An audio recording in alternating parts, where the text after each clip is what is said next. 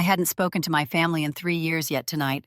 Under a moonlit Cape Cod sky, I walked straight into their 10th anniversary party unannounced. Champagne glasses froze mid-air, conversations died mid-sentence, and every pair of eyes turned toward me, the daughter they'd erased now standing on the sand like a storm they never saw coming. The Cape Cod breeze carried the salt tang of the Atlantic, layered with a faint hint of lavender from the landscaped paths leading down to the sand. In the distance, the beach stretched like a silver ribbon under the moonlight. A gleaming pavilion stood close to the waterline, its canopy lit in a wash of golden light, gauzy curtains billowing in the wind. From inside came the sound of live jazz bursts of laughter, and the soft chime of crystal glasses, ripples of celebration drifting into the night air. I stood at the edge of the beach, my heels sinking slightly into the damp sand, eyes fixed on that warm glow ahead. 3 years. 3 years since I'd last stood in any setting remotely connected to family. 3 years without a phone call, an email, or even a text from them. 3 years of living on my own terms in New York, shooting documentaries that no one at home had bothered to watch. The invitation was still in my purse, the heavy cardstock bent slightly at one corner from my habit of pulling it out, staring at it, and putting it back again. White embossed gold lettering. Edward and Margaret Bennett. 10th wedding anniversary celebration. No sender's name, no signature, no personal note. I knew my parents well enough to know that if they wanted me there, the card would have been followed by a clipped but unmistakable phone call. This felt like someone had slipped it into the stack without their knowledge.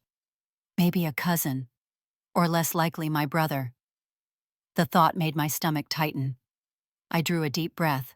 The navy silk dress I wore was the only new thing I'd bought for the occasion, cinched at the waist, falling in a soft sweep to my ankles.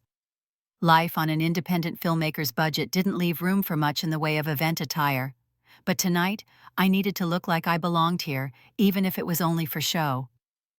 The boardwalk from the parking lot to the pavilion glowed under strings of tiny bulbs, like a path of low-hanging stars. To my right, the steady hush of the waves. The scent of grilled seafood and warm rolls drifted on the air. With each step, I could feel my pulse sinking with the low thump of the bass guitar coming from inside. And then I crossed that invisible threshold between shadow and light. A small knot of guests standing on the outer deck turned toward me in near unison. Conversation stuttered, faltered, and then fell into an unnatural pause, like someone had hit the mute button on the party.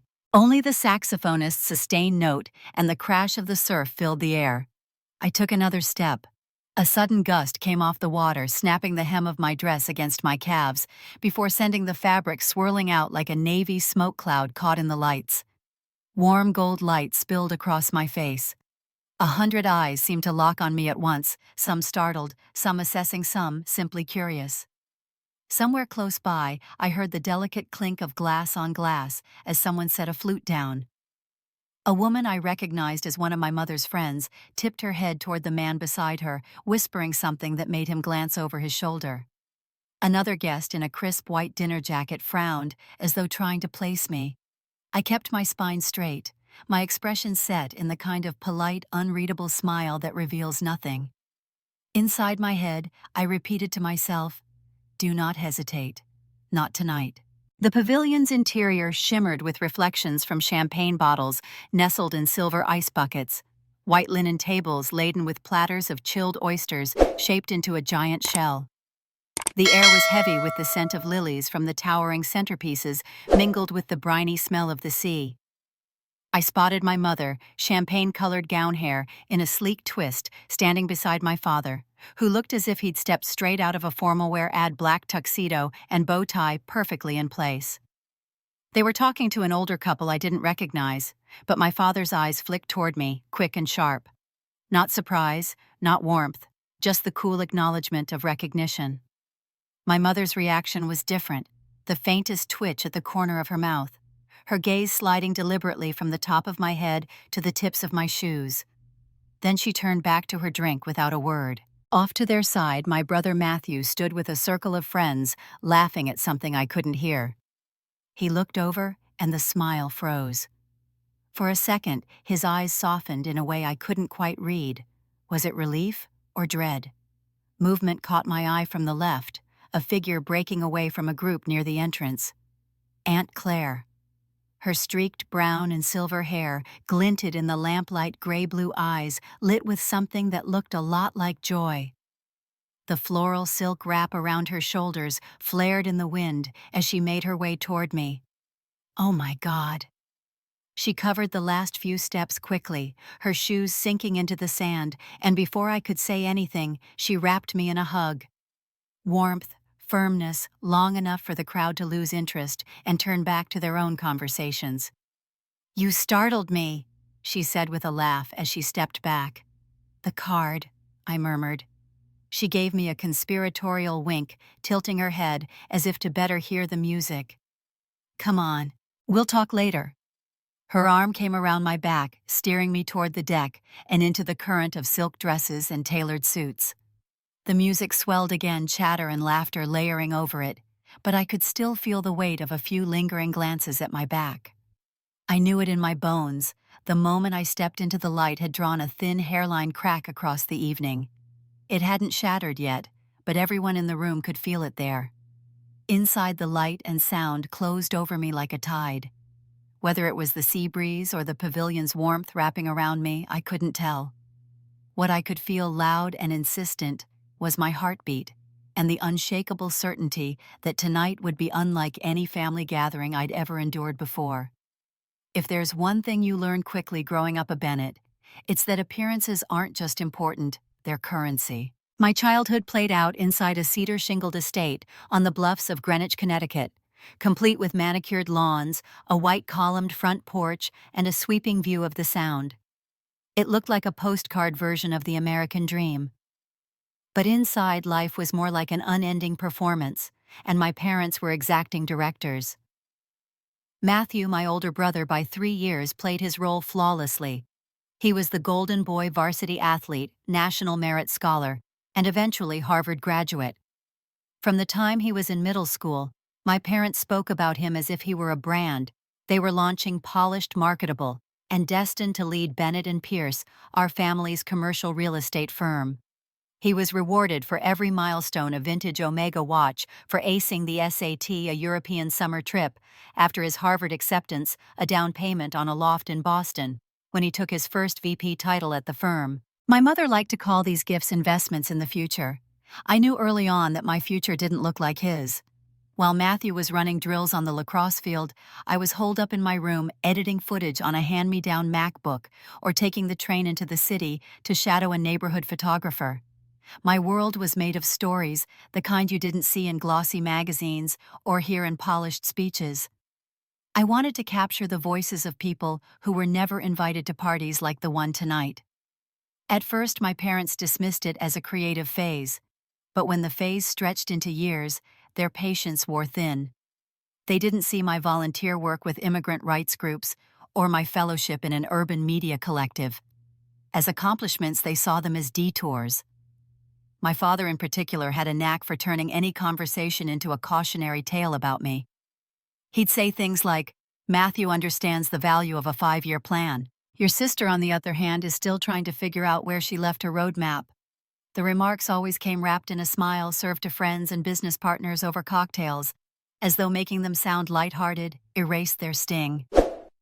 The break, what I still think of as the point of no return, came 3 years ago, at the Bennett and Pierce Winter Gala. It was one of those black tie fundraisers where the champagne never stopped flowing and the silent auction tables were lined with trips to St. Bart's and signed sports memorabilia. I'd been invited out of obligation. Matthew was being honored for closing a landmark development deal in the city. I arrived in a thrift store evening gown I'd spent 3 weeks altering on my own, clutching a press badge from a small film festival that had just screened my latest documentary. The film had taken 2 years to make interviews with veterans navigating homelessness in New England, and it had won an award that to me meant everything. Midway through the evening, my father took the stage to introduce Matthew. He spoke about the importance of legacy, of carrying the Bennett name with dignity, vision, and a respect for proven paths. Then he paused, scanning the crowd with that politician's ease he'd perfected over decades. His eyes landed on me. And of course, he added, we're proud of all our children, even the ones still exploring their options. There was polite laughter, the kind you hear at country clubs when someone tells a joke you're not sure you're allowed to laugh at. I felt the heat rise up my neck, the blood pounding in my ears. I don't remember much of the rest of Matthew's speech. I remember leaving before dessert, the fur-lined coat room suddenly too warm, the valet attendant looking surprised to see me so soon. I didn't go home that night. I didn't go back at all. In the weeks that followed, I ignored every call, every email. At first, my mother's messages were brisk. Call me back. We need to talk about what happened. Then they softened. Your father didn't mean it the way it sounded. Eventually, they stopped altogether. I built a life in New York that had nothing to do with them. I moved into a walk-up in Brooklyn, took editing gigs wherever I could, and poured myself into work that mattered to me. Grants came in fits and starts, just enough to keep the lights on and the camera rolling. And though I told myself I didn't care what they thought, every award, every screening carried a quiet, unspoken hope that they'd notice. They never did. In the Bennett world, prestige was measured in square-footage job titles and magazine features, and a daughter filming interviews in a community center didn't fit the frame. Standing here tonight on the edge of this glittering beach pavilion, I can feel that history coiled between us like a live wire.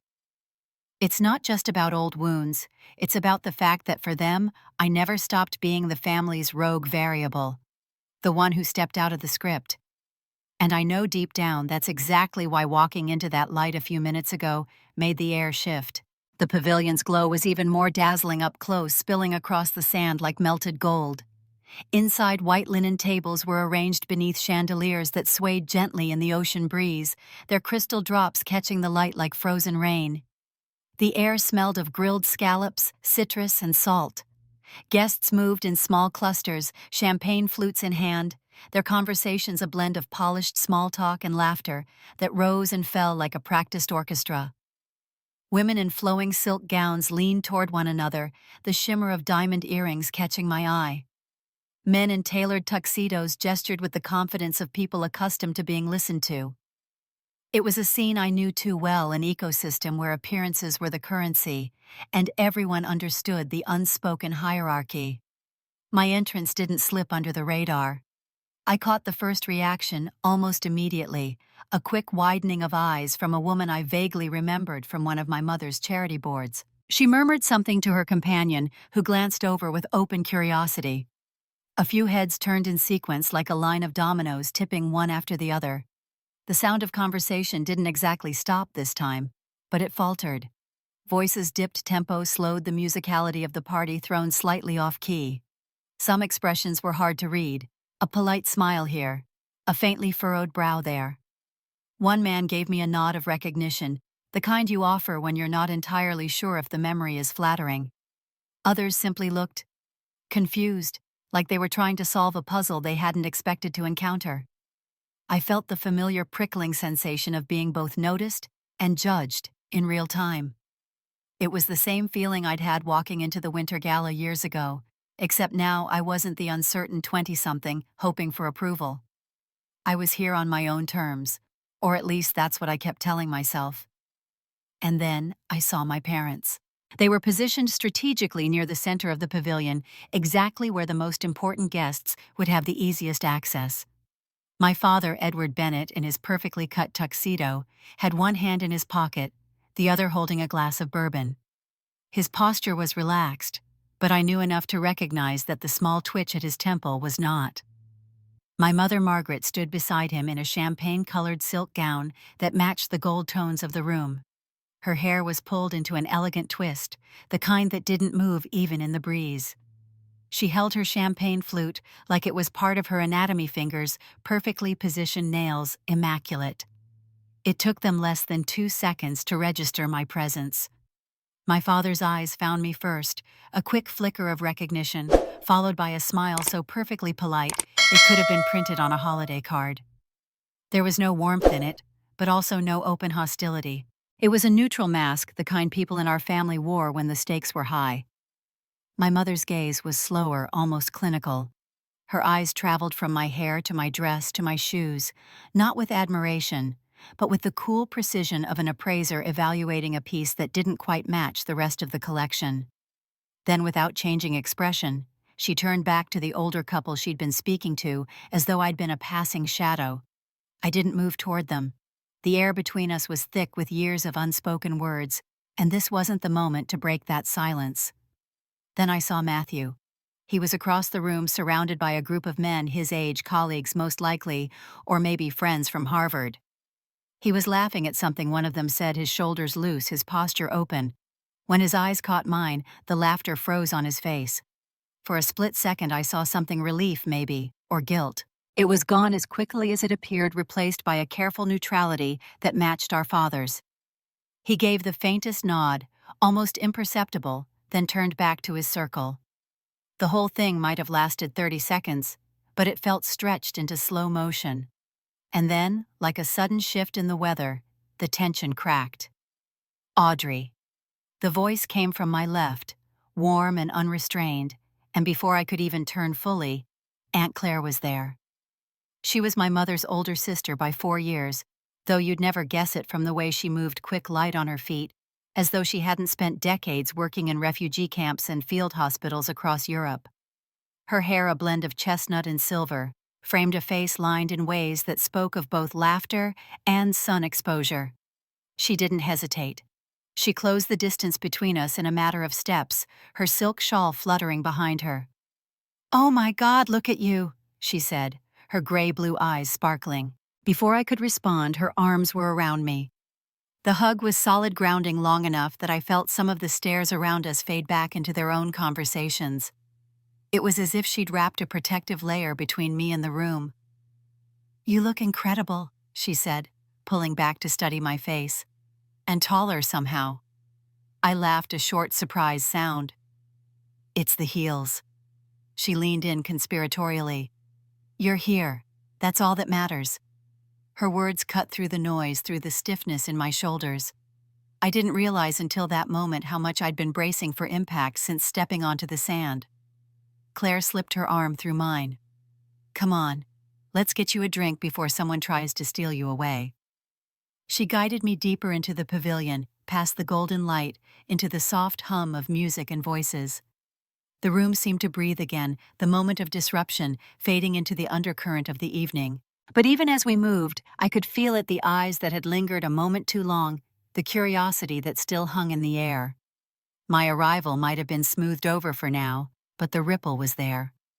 And in this family, ripples have a way of turning into waves.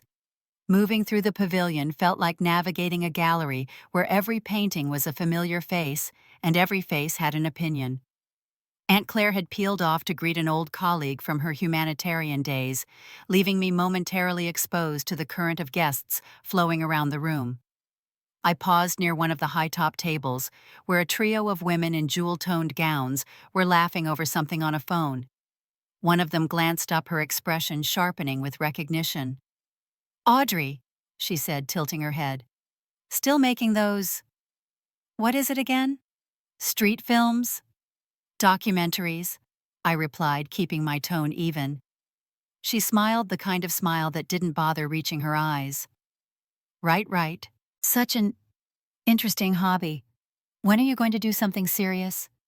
I gave the polite nod I'd perfected over years of similar exchanges, the one that signaled I was done with the conversation without ever having to say it. But no sooner had I turned away than another voice called my name. This time, it was one of my father's business associates, a man with a cufflink habit and the permanent tan of someone who owned more than one vacation home. "I saw something online about a film festival," he said. "Was that you? Or someone with the same name?" "That was me," I confirmed. He frowned as if trying to place it. "New Orleans, right?" "Funny. I was there that week. Didn't see anything about it in the Times." I almost laughed. That particular festival had been one of the high points of my career, small but respected, the kind of place where filmmakers and audiences actually talk to each other. My documentary about veterans had been screened to a packed room, followed by a Q&A that went nearly an hour over time. But the memory of that week always carried a bitter edge. I'd called my parents afterward, hoping they might ask about it. Instead, my mother had said they were booked solid that weekend. Later, I saw photos online, the two of them in black tie at a hospital fundraising gala in Manhattan, smiling for photographers beneath a banner with their names listed among the top donors. That was the moment I'd learned there were no empty spots on their calendar, only spots reserved for things they considered worthy. My work wasn't one of them. Back in the present, I let the business associate's comment slide, excusing myself with a murmured, "Nice to see you." I moved along the edge of the crowd, weaving past waiters carrying trays of oysters and champagne. Every so often I caught another curious glance, or heard the soft dip in conversation that meant my name had just been spoken. The words were never quite loud enough to catch, but the tone was unmistakable, a blend of curiosity, skepticism, and that faint, sour amusement people reserve for family gossip. Near the back of the room, a pair of French doors opened onto a deck strung with white lights. I stepped outside for a moment, breathing in the cooler air. From here I could see the dark line of the horizon and hear the low hush of waves beyond the laughter and music. The sound steadied me. Here. I turned to find Aunt Claire standing just behind me, her shawl wrapped tight against the wind. She held out a small folded piece of heavy cream stationery. "What's this?" I asked. "Just a note." She glanced toward the pavilion as if making sure no one was watching. "Stay until the fireworks. Trust me." The paper was smooth beneath my fingers, still warm from her hand. I didn't unfold it. Not yet. Claire's expression was the same one she used when she was about to talk a war zone volunteer out of boarding a too dangerous convoy, a look that said she had a plan, and I'd be foolish not to follow it. "Okay," I said, slipping the note into my clutch. "Good." Her smile was brief but certain. "Now let's go back in before people start making up reasons for why we're out here." We stepped inside again, the music and chatter wrapping around us like a polished veneer. But the note in my bag felt like a pulse, steady and deliberate, hinting at something just beneath the surface of the evening. I had no idea what she meant by fireworks, literal or otherwise, but I knew this much: in my family, trust was not something freely given. If Aunt Claire asked me to stay, it was because she knew something worth staying for.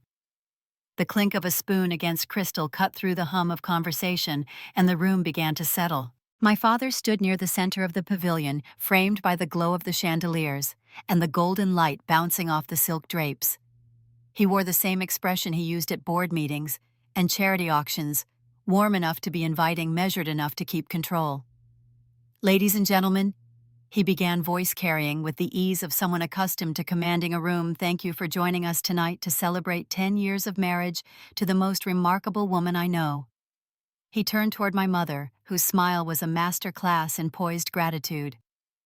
"Margaret, you've been the heart of this family, the anchor that's kept our name and our reputation steady through every storm."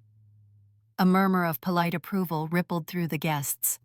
My mother inclined her head, her champagne catching the light as she lifted it slightly in acknowledgement. "And of course," he continued, "I couldn't have done any of this without our son Matthew." My brother stepped forward a little, bowing his head, just enough to seem modest. My father's voice swelled with pride. "Harvard graduate, senior vice president at Bennett and Pierce, the man who will carry our work into the next generation. He is proof that the values we've worked so hard to instill, discipline, vision, perseverance, are alive and well." There was applause, genuine and enthusiastic. I sipped my champagne to keep from reacting, tasting more dryness than fruit. Then my father turned his gaze toward me. "And of course." His tone shifted just slightly lighter, almost playful, but with that edge I recognized too well. "We're proud of all our children, even those who are still discovering who they are. Hopefully one day we'll get to celebrate a real success from our Audrey." A few scattered chuckles broke out, hesitant at first, then gaining confidence as people read the signal that this was safe to laugh at. The sound had a texture to it, like glass breaking in slow motion. I caught a few glances, some apologetic, others quickly averted, as if eye contact might somehow implicate them. I kept my face neutral, fingers steady on the stem of my glass. Inside, the words hit like a body blow. I'd been in enough rooms like this to know that once a remark like that was out there, it lingered. It would be repeated later, softened into an anecdote, folded into the family mythology as a harmless little joke. But I knew better. Humiliation isn't always delivered in shouts. Sometimes it's wrapped in a smile handed to you in front of an audience and punctuated by polite applause. I took a measured sip of champagne, letting the bubbles sting the back of my throat. The gold liquid shimmered in the glass, and for a moment I focused on the way it caught the light, anything to keep from looking at him. My father moved on without missing a beat, shifting his attention to the guests, thanking them for their friendship, their loyalty, their presence tonight. The rest of his speech was a haze stock phrases about legacy gratitude and the bright future ahead. The applause at the end was loud, almost theatrical. My mother leaned in to kiss his cheek. Matthew clapped with the easy rhythm of someone who'd never been on the receiving end of that kind of comment. I let my gaze drift past them to the edge of the pavilion where the breeze teased at the curtains and the sound of waves slipped in between bursts of laughter. I thought about the note from Aunt Claire folded inside my clutch. Stay until the fireworks. Trust me. I wasn't sure if she meant the literal fireworks I could see being prepped on the far end of the beach or something else entirely. But at that moment, standing in the afterglow of my father's public performance, I knew one thing for certain. If she had a plan, I wanted to see it play out. The champagne tasted sharper now, almost metallic. I drained the rest of it in one swallow, willing the warmth to work its way into my chest and dull the sting that was still radiating through me. Around me, the conversations picked up again, the moment already dissolving into the general noise of the party. But the echo of his words stayed lodged somewhere deep, the kind of echo that didn't fade just because the room had moved on. I was still at the edge of the crowd, replaying my father's words like a stuck reel when the microphone crackled again. This time it wasn't the deep baritone of my father, it was a voice warmer, richer, carrying the lilt of someone who'd learned to speak in more than one country. Aunt Claire. She stood just off-center beneath the chandelier, the silk shawl draped over her shoulders, catching the light in muted shades of rose and gold. "I know I wasn't on the program tonight," she began with a smile that somehow made the whole room lean in. "But I thought 10 years of marriage deserved more than one toast." There was polite laughter, the kind that comes when people are relieved for a change in tempo. Claire's eyes swept the room, lingering on couples holding hands on the way my parents stood like a portrait in a frame. 10 years together is no small thing, she said. It's not just the milestones, the anniversaries, the vacations, the houses bought and sold. It's the work you put in when no one is watching. It's the legacy you build day by day. My mother's posture softened at the word legacy, my father nodding along like a man hearing his own philosophy reflected back at him. And of course, Claire continued, legacy takes many forms. Tonight we've heard about business success, about leadership in the community, and those are worthy achievements. She turned slightly toward Matthew. Your work, Matthew, is something to be proud of. You've built on what came before, and that's a gift to any family. Matthew smiled, but I noticed the slight wariness in his eyes. He knew his aunt well enough to recognize when she was winding up to something. But Claire said, her tone shifting just enough to change the air in the room, success doesn't always look the same. Sometimes it's measured in stock prices, and sometimes it's measured in the number of voices that finally get heard because someone cared enough to give them a platform. I felt my stomach tighten. Some of you may not know this, she went on, but Audrey has spent the last several years documenting stories that might otherwise have been lost. She's worked with veterans, with immigrant communities, with people living at the edges of our awareness, and she's done it with grace, with empathy, and with a relentless commitment to telling the truth. There was a ripple in the crowd, a murmur of surprise. A few heads turned toward me, not with the amused skepticism I'd felt earlier, but with something closer to curiosity. Claire didn't pause. I've watched her sleep on the floor of community centers, share meals with strangers, and carry her camera through neighborhoods most of us only drive past with the windows up. And I can tell you those stories matter. They change people. They change the storyteller. My father's expression froze somewhere between polite interest and alarm. My mother's champagne glass was still raised, but her fingers had gone rigid around the stem. And so Claire said, her smile widening, Tonight, I'm proud to announce the launch of the Bennett Whitmore Independent Film Fund, seeded with a $10 million endowment. Its mission is to support filmmakers dedicated to telling underrepresented stories work that uplifts, that questions, that makes us better. The air shifted gasps, murmurs, the kind of noise that swells just before applause. I have asked Audrey Bennett to serve as the fund's creative director. She finished, turning toward me, because there is no one I trust more to lead it. The applause started in pockets, first near the stage, then spreading like a tide until it filled the pavilion. A few people even stood clapping over their heads, as if they'd just witnessed a championship win. I couldn't move. My throat was tight, my hands numb around the clutch that suddenly felt too small to hold on to. Matthew was the first in my family to react. He gave me a look I couldn't quite read, part astonishment, part something warmer, and began clapping in a slow, deliberate rhythm that made others turn to follow. My parents stayed still. My father's jaw worked once a barely perceptible motion before he began clapping as well, measured, composed, as if someone might be filming him. My mother didn't clap. She simply sipped, her champagne eyes fixed somewhere just past my shoulder. Claire stepped down from the small platform, weaving through the crowd toward me. People turned to watch as she reached me, her shawl brushing my arm. "Well," she said softly, "almost just for me. Are you going to say something? Or should I just let them keep wondering?" I shook my head, not trusting my voice. She squeezed my hand once firmly before turning back to the crowd. All around us, the noise swelled, questions, congratulations, glasses being refilled. But under it all was the sound of something else, the shattering of a narrative that had stood unchallenged for years. For the first time all night, I didn't feel like I was just standing in the light. I felt like I belonged there. The applause had barely faded when I felt a hand clamp light but firm around my elbow. My father's voice was low, almost pleasant to the untrained ear. A word he said. My mother was already moving toward a shadowed alcove near the French doors that led to the deck. It was one of those semi-private spaces used for staff breaks or phone calls, close enough to the party that the music still filtered in, but far enough from the crowd to feel like another world. As soon as we stepped into the dimmer light, my mother's expression changed. The practiced social smile vanished, replaced by a tight, brittle mask. "I cannot believe," she began, each word clipped, "that you would use a family celebration, our anniversary, to stage," whatever that was. I didn't respond right away. My father filled the silence. "It was a clever move, I'll give you that.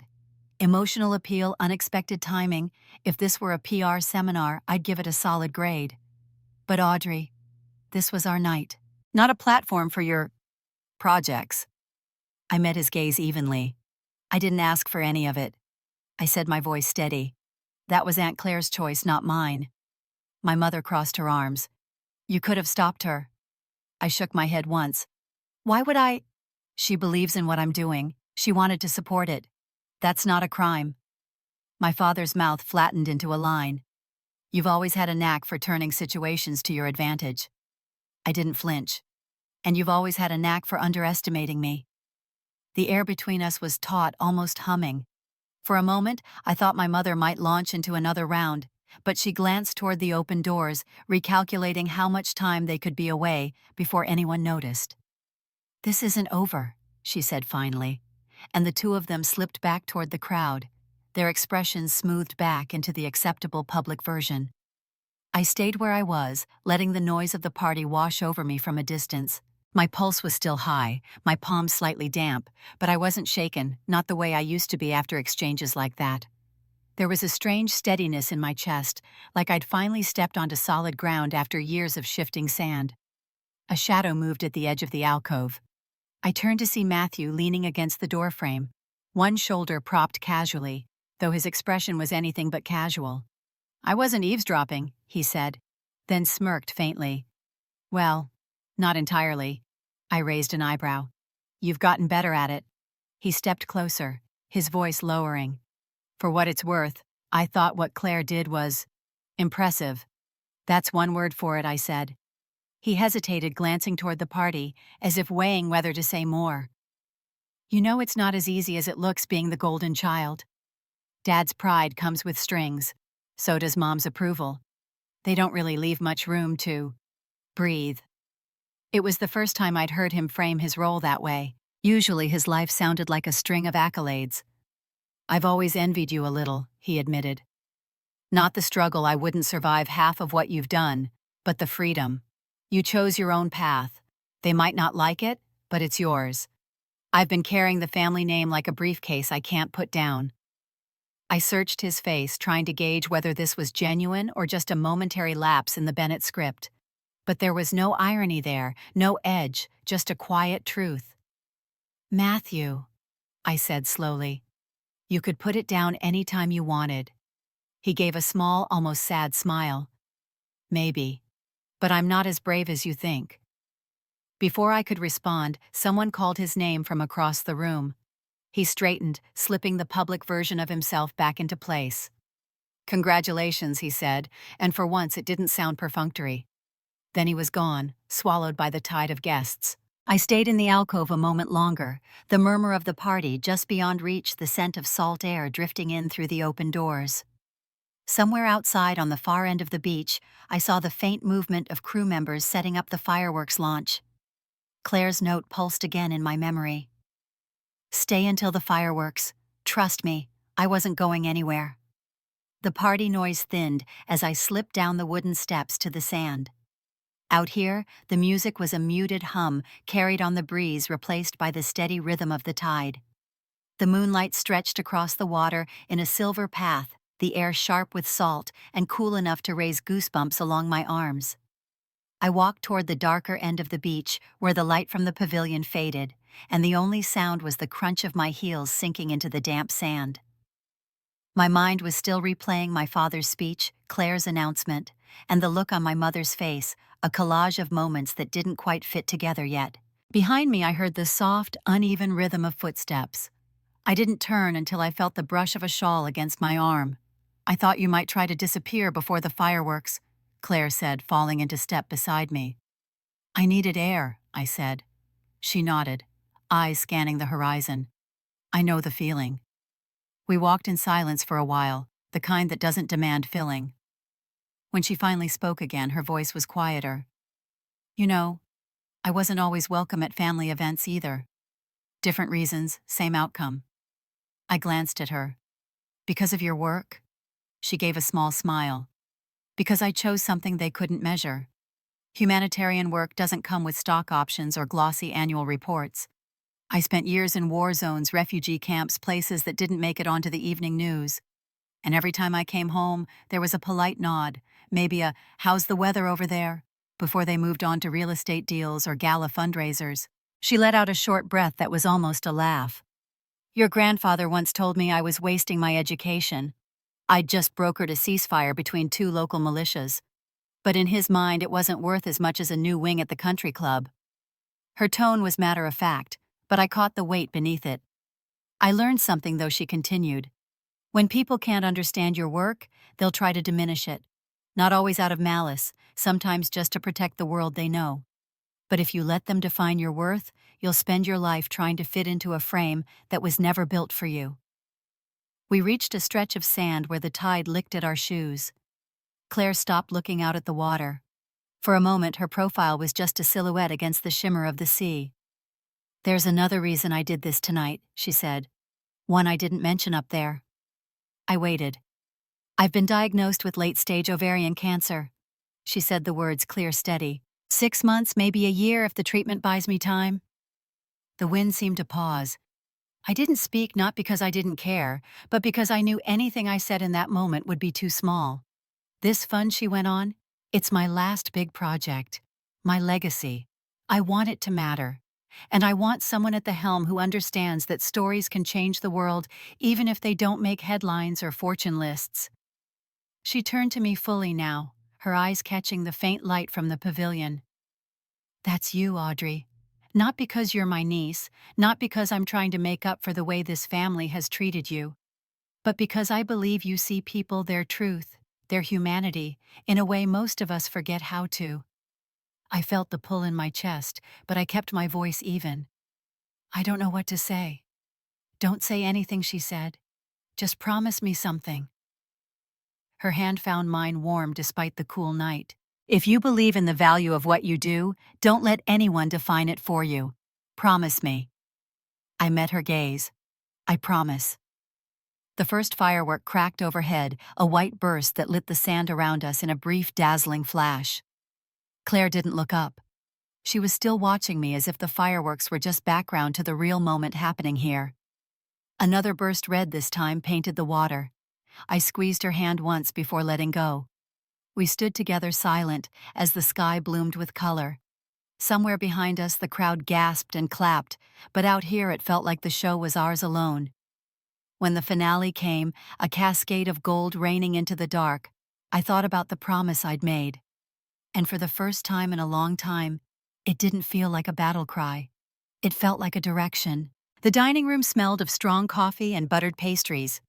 The kind of breakfast spread the resort did for high-paying guests: fresh berries in porcelain bowls, silver trays of smoked salmon, soft poached eggs under gleaming lids. I'd taken a table near the window where the early light spilled across the white tablecloth, and the ocean was still a quiet sheet of silver. From here I could see a few of last night's guests drifting in. They were dressed down now, linen shirts, sundresses, hair pulled back, but the murmurs followed them in like a second shadow. I caught fragments as they passed. Quite a scene. Did you hear what she said? Embarrassing for Edward and Margaret? No one said my name directly, but they didn't need to. A pair of my father's cousins settled at the table behind me. I didn't turn, but their voices carried. She hijacked the whole thing, one said low and sharp.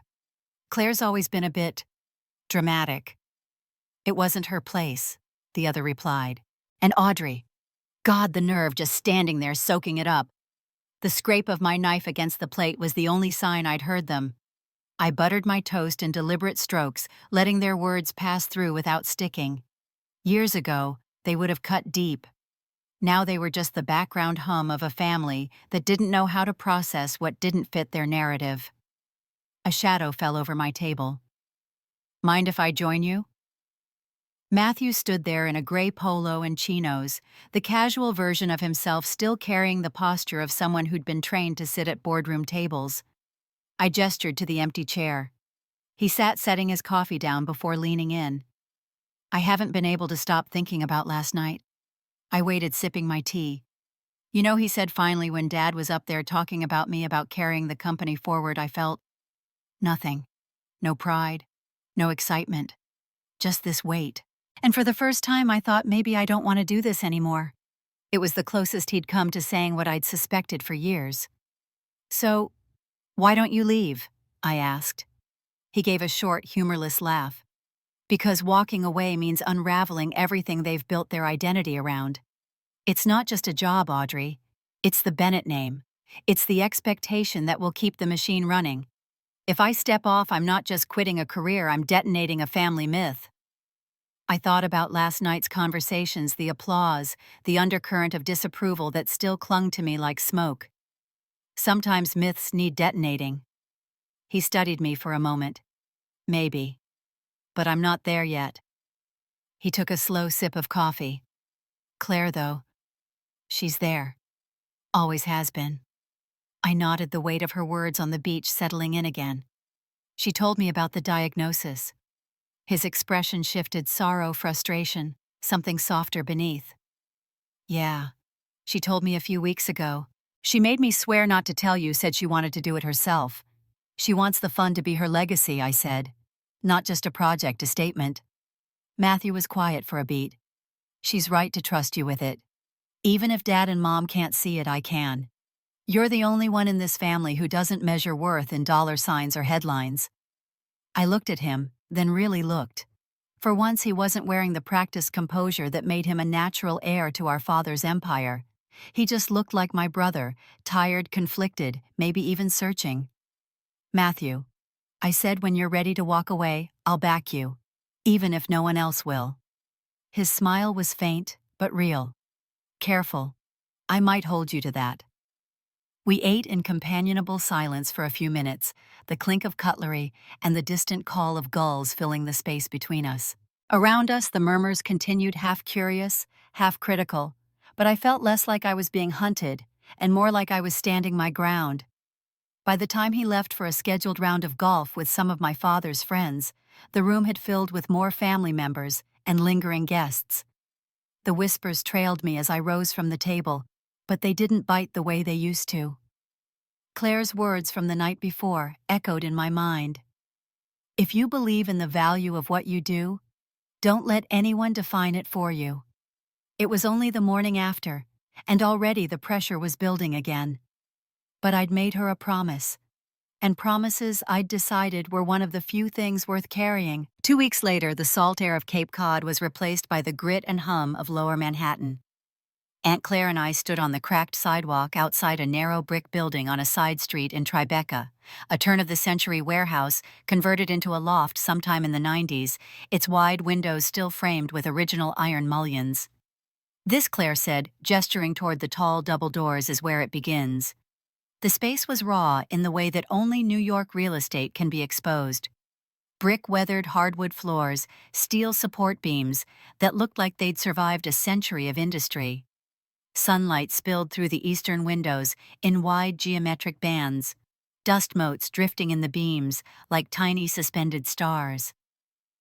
On the second floor, we walked through what would become the heart of the Bennett Whitmore Independent Film Fund. One corner would hold a screening room with plush seating for 40, a retractable screen and soundproofed walls. Another would house a post-production studio, edit bays, sound mixing booths, and color grading suites. Along the far wall, we mapped out a mentorship hub, a space where emerging filmmakers could meet with industry veterans over coffee and storyboards. Claire moved slowly through the rooms, her shawl trailing behind her like a painter's brushstroke.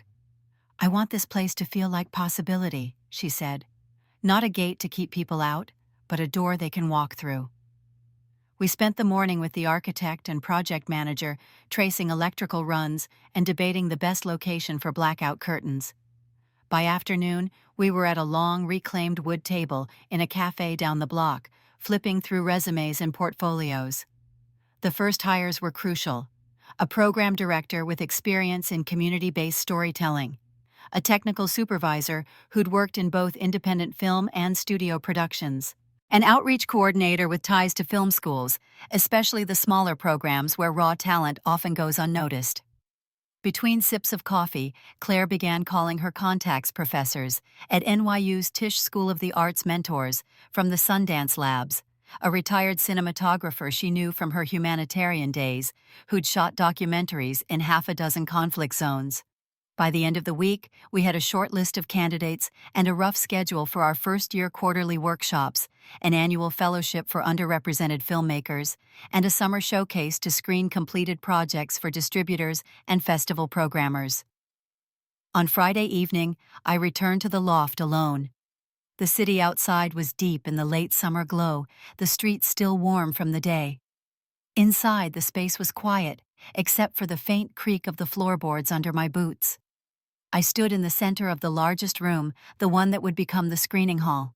The walls were still bare, the air tinged with the scent of sawdust and fresh paint from the earlier repairs.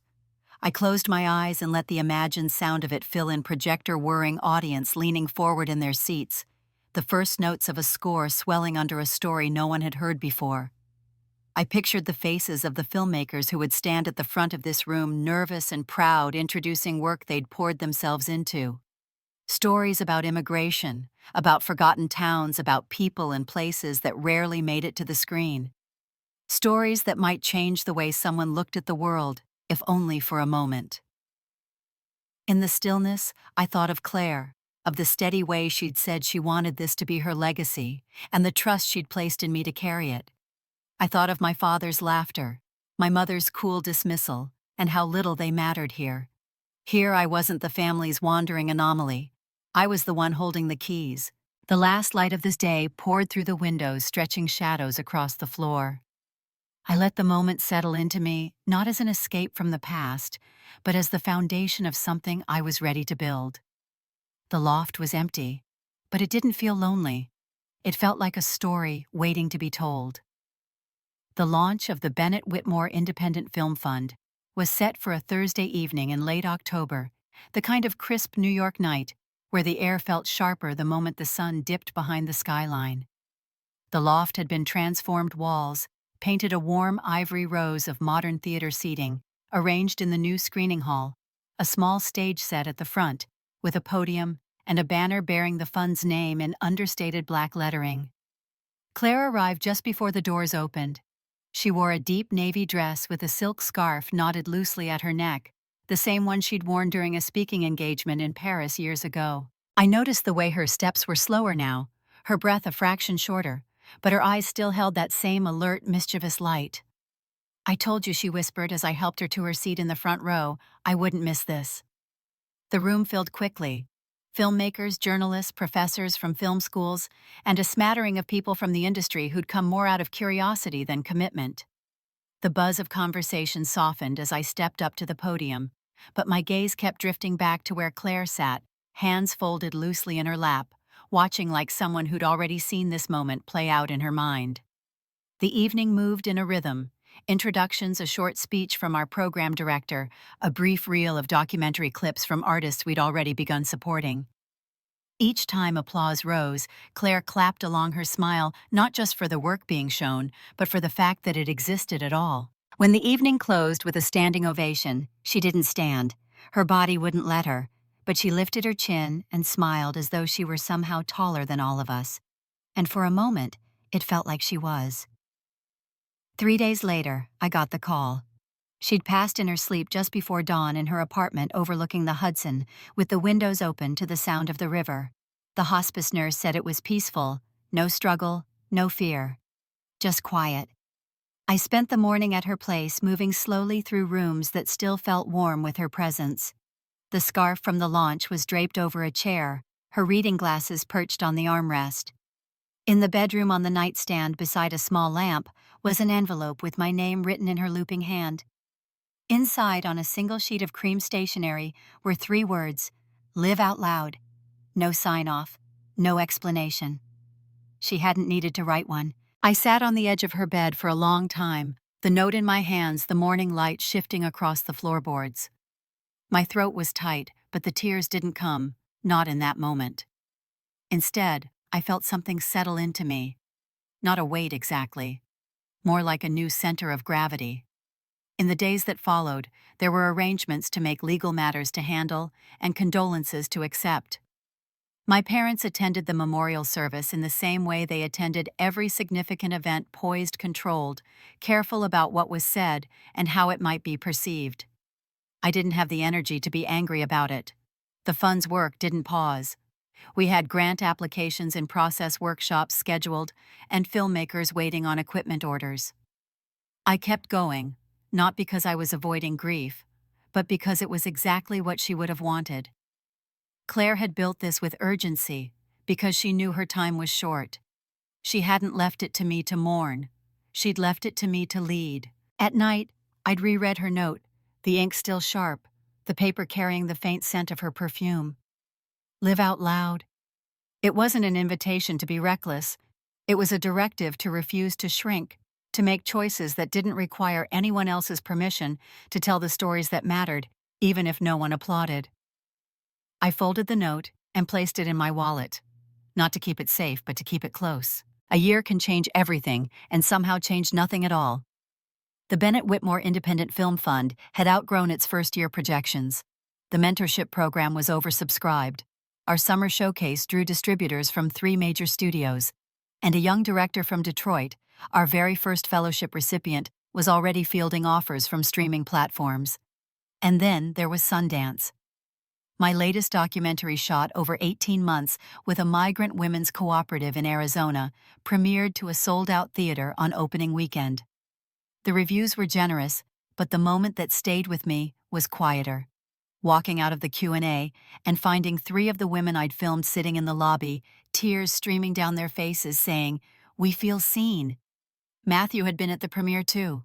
He'd taken a week off his first real break from the firm, and afterward, over late-night ramen in Park City, he told me he was looking at smaller consulting work, maybe even starting his own company.